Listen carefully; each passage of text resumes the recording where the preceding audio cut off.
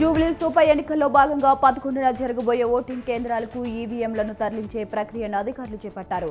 యూసఫ్గూడ కోట్ల విజయభాస్కర్ రెడ్డి స్టేడియంలో ఏర్పాటు చేసిన ఆర్వో సెంటర్ నుండి ఈవీఎంలను తరలించడానికి భారీ ఎత్తున పోలీసు బలగాలను నియమించారు. ఇక ఈవీఎంలను తరలించేటప్పుడు పోలింగ్ సెంటర్ల వరకు పోలీసులు సెక్యూరిటీగా ఉంటారని సంబంధిత అధికారులు తెలిపారు.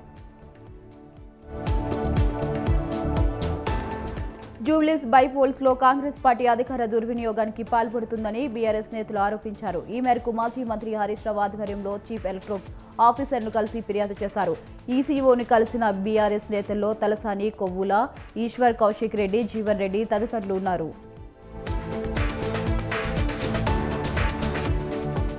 స్థానిక సంస్థలో బీసీల రిజర్వేషన్ల కోసం చేసిన ఉద్యమాన్ని స్ఫూర్తిగా తీసుకుని చట్టసభల్లో రిజర్వేషన్ల కోసం జాతీయ స్థాయిలో ఉద్యమించాలని రాజ్యసభ సభ్యుడు ఆర్ కృష్ణయ్య పిలుపునిచ్చారు. ఇక హైదరాబాద్లో ఈ మేరకు ఏర్పాటు చేసిన సమావేశంలో ముఖ్య అతిథిగా పాల్గొన్న ఆయన మాట్లాడుతూ చట్టసభలో బీసీలకు 50% రిజర్వేషన్ల సాధన కోసం హలో బీసీ చలో ఢిల్లీకి కార్యక్రమానికి అందరూ కలిసి రావాలని కోరారు. ఈ నెల 10న ఢిల్లీలో నిర్వహించిన కాన్స్టిట్యూషన్ క్లబ్లో బీసీల డిమాండ్లపై చర్చించనున్నట్లు తెలిపారు. ఇక ఈ సెమినార్ తెలంగాణ, ఏపీ, కర్ణాటక, తమిళనాడు, కేరళ రాష్ట్రాలకు చెందిన నాయకులను పాల్గొంటున్నారు. కాంగ్రెస్ ప్రభుత్వంలో ముస్లింలకు ఒరిగిందేమీ లేదని, గొప్పలు తప్ప ఎలాంటి పథకాలను మైనారిటీల కోసం అందించలేదని రాష్ట్ర మైనారిటీ సెల్ నాయకుడు జుబేరు బాషా అన్నారు. ఇక సిద్దిపేట జిల్లా గజ్వేల్ ప్రత్యేక సమావేశంలో పాల్గొన్న ఆయన కాంగ్రెస్ ప్రభుత్వంపై తీవ్ర ఆగ్రహం వ్యక్తం చేశారు. ప్రత్యేక తెలంగాణ రాష్ట్ర ఉద్యమంలో మైనారిటీల పాత్ర కీలకమైందని గుర్తు చేశారు. కేవలం జూబ్లీహిల్స్ బైపోల్లో మైనారిటీల మెప్పు కోసం కాంగ్రెస్ పార్టీ యత్నిస్తుందన్నారు. ఈ రోజు జరిగిన ఏపీ కేబినెట్ సమావేశంలో 65కి పైగా ఎజెండా అంశాలను కేబినెట్ ఆమోదించింది. వైజాగ్లో జరగబోయే సిఐఐ సమ్మిట్, క్వాంటమ్ పాలసీని ఆమోదం, ఇక తుఫాన్ చర్యలపై అభినందన, పార్టీ కార్యాలయాల లీజ్కు సంబంధించి చట్ట సవరణను కేబినెట్ ఆమోదించింది. ప్రభుత్వం ప్రజలను మరింత చేరువలో అందుబాటులో ఉండాలంటూ కేబినెట్ సభ్యులకు సీఎం చంద్రబాబు సూచించారు.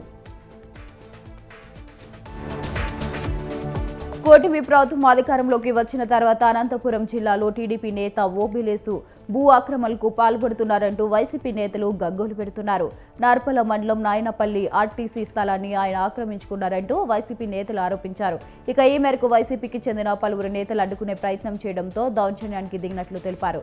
ఘర్షణలో ముగ్గురికి తీవ్ర గాయాలైనట్లు నియోజకవర్గ సమన్వయకర్త శైలజానాథ్ తెలిపారు. ఇక ఈ సందర్భంగా ఆయన మాట్లాడుతూ దాడి చేసిన వారిపై చర్యలు తీసుకోవాలని డిమాండ్ చేశారు.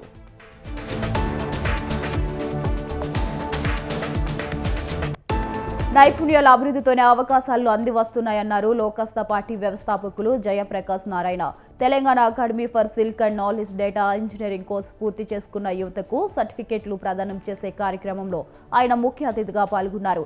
ఈ సందర్భంగా వారు మాట్లాడుతూ సాంకేతిక పరిజ్ఞానంలో విప్లవాత్మకమైన మార్పులు చోటు చేసుకుంటున్న నేపథ్యంలో సాంకేతికపై నైపుణ్యాలు సాధించిన వారే అద్భుతంగా రాణించగలరని అన్నారు.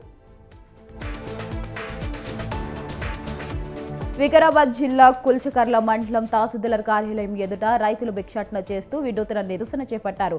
అక్రమంగా తమ భూములు కాజేసిన రియల్ ఎస్టేట్ బ్రోకర్ల చెర నుండి తమను కాపాడాలని సంబంధిత అధికారులను కోరారు. ఈ మేరకు నిర్వహించిన ధర్నాలో మండలంలోనే రైతులు భారీ సంఖ్యలో పాల్గొన్నారు. తమ భూములు అక్రమంగా రిజిస్ట్రేషన్ చేసుకున్న వారిపై చట్టరీత్యా చర్యలు తీసుకోవాలని రైతులు డిమాండ్ చేశారు.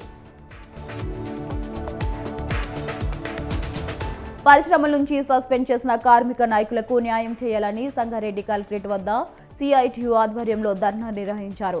నేటి రాష్ట్ర అధ్యక్షుడు చుక్కారాముల ఆధ్వర్యంలో చేపట్టిన ధర్నాలో ఆయన మాట్లాడుతూ కార్మికులను శ్రమ దోపిడీకి గురి చేస్తున్న పరిశ్రమ యాజమాన్యాలపై చర్యలు తీసుకోవాలని డిమాండ్ చేశారు. ఇక సస్పెన్షన్ గురైన కార్మిక నాయకులను విధిలోకి తీసుకోవాలని డిమాండ్ చేశారు.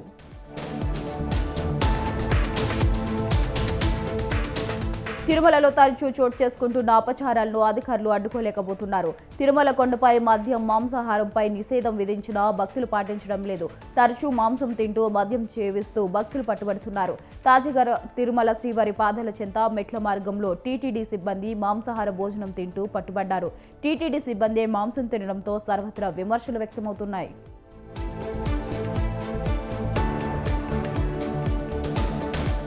ములుగు జిల్లా పోలీస్ స్టేషన్ పరిధిలో జరిగిన దొంగతనం కేసులో పోలీసుల పురోగతి సాధించారు.